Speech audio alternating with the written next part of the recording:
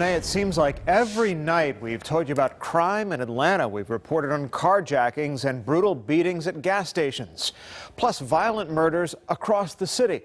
And earlier this week, families scrambled for cover after a shootout near an apartment complex and a community center.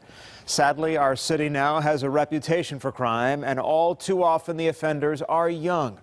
Today, Atlanta's new police chief laid out her plans to stop the crime and get those offenders off the streets.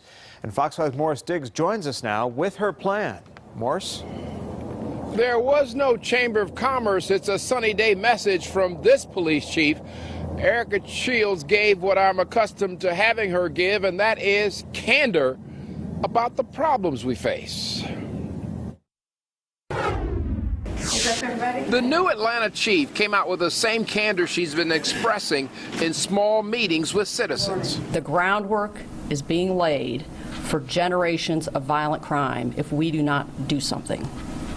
Erika Shields does not sugarcoat the cycle of violence she says APD must address for citizens to feel safe. And listen as she laid out what segment of the population requires help, not simply incarceration. Let me be clear. The Atlanta Police Department has no desire to lock up young black men. None. Too many young black men were locked up for all the wrong reasons, which is how we got to be in this space in the first place. But there has to be a middle ground between incarcerating juveniles and sending them back to nothing.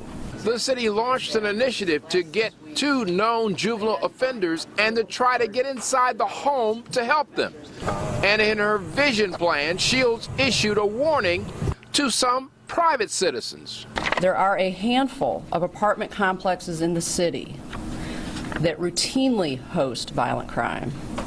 And we will be directing our attention to the property owners and the managers who have relieved themselves of any responsibility to the communities that they sit in.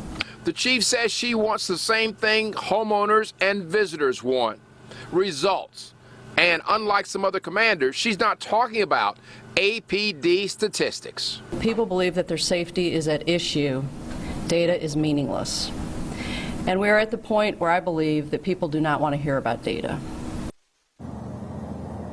And she's shown she's the kind of boss who will take suggestions. I had a conversation with her about a year ago when she was lamenting the fact that she could not get enough police officers to sign up for the rifle program to respond to an active shooter situation like what we had yesterday.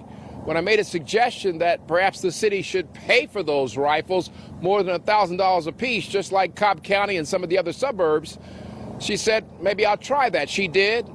And the officers signed up. Reporting live from Buckhead at Zone 2, I'm Morris Diggs, Fox 5 News. All right, thank you, Morris. Well, the man accused